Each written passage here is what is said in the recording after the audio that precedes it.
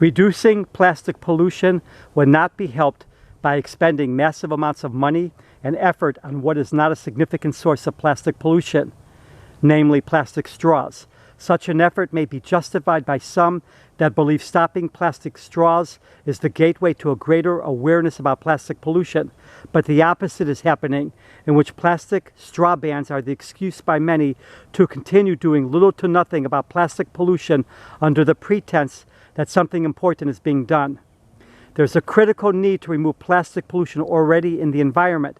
Nonprofits concerned about plastic pollution should immediately employ disadvantaged people in developing countries to remove plastic pollution from coastal areas. This would be far, far more effective than a plastic straw ban in and of itself.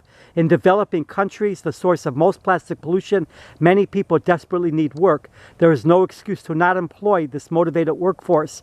Technology and volunteer efforts can supplement the efforts of employed workers, but can never achieve anywhere near what motivated workers paid a decent wage can achieve in removing plastic waste from the environment. Every single day that people in need of work in developing countries and elsewhere are not employed to remove plastic pollution from coast and other areas is another day in which enormous amounts of plastic trash enter into the oceans that could have been stopped.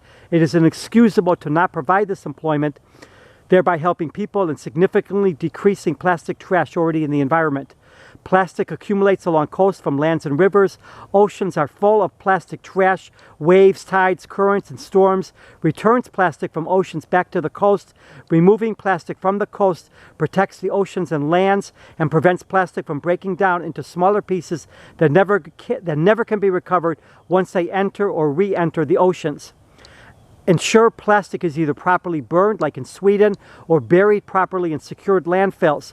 Far too much plastic waste goes into open pits or garbage mountains in many developing countries, or is burned out in the open, exposing people and the environment to toxic gases and toxic ash. Prioritize cleaning up the environment from the plastic waste already present. Fight for better collection and disposal of plastic and other oil-based waste the world over.